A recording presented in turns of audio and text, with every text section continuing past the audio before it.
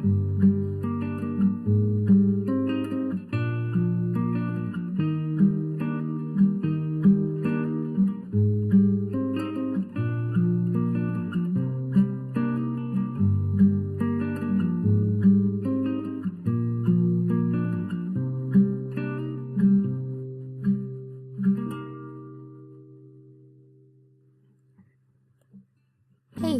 it's Neko here, and it's been a while since I said that introduction.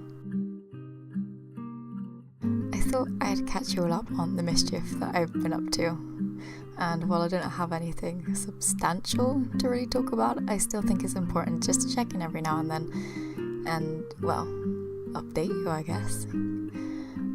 I think the last talking video like this I did where I spoke about updates was back in August 2017, so as you can imagine, a lot's changed since then. Needless to say, I learned to drive and I began seeing someone. Over that time I also landed myself in 2 new jobs. The first of which was working for an engineering company who made all of their workers redundant after a particularly difficult year. The second role I found myself in was in an estate agency, but after being placed in a role I didn't even apply for and then generally being bullied and mistreated by the company, I decided that my well-being was more important and I valued my home life and relationships a lot more than I did committing myself to 6-day weeks. And that's pretty much where I am now. I'm coming to the end of my notice, and by this time next week I'll either have landed myself another job or I'll be unemployed.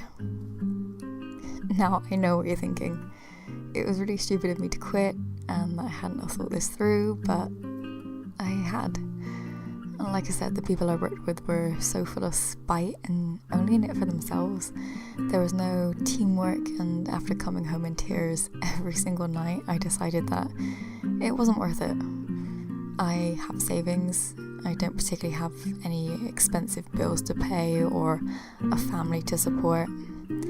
I also think that knowing your limits and respecting yourself should always come first. And I am very fortunate to be in a position where I don't have to stay in the job where I get bullied because I don't have things like a mortgage to pay or I don't have children to feed. And I'm also very aware that I might not be so privileged in the future, which is why I'm taking this opportunity now.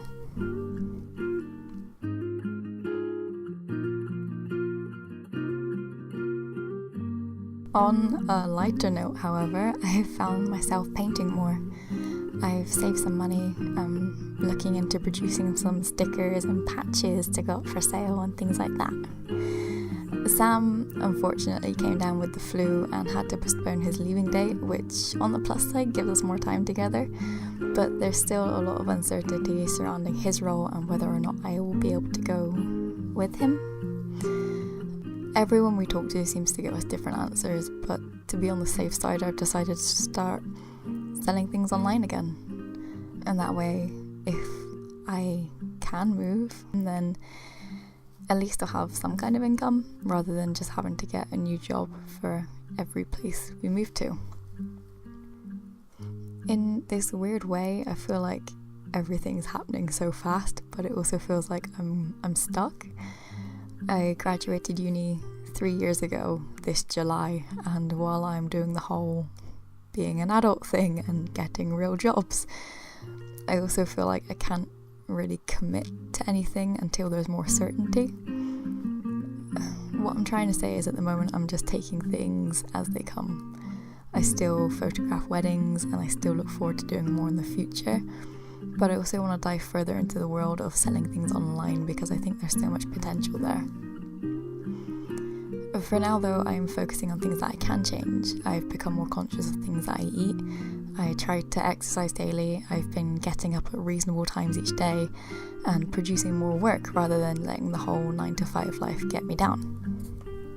Seeing as this time last year I had none of the things that I had now, I think it's really important to remember the small victories and changes in our lives that help us progress.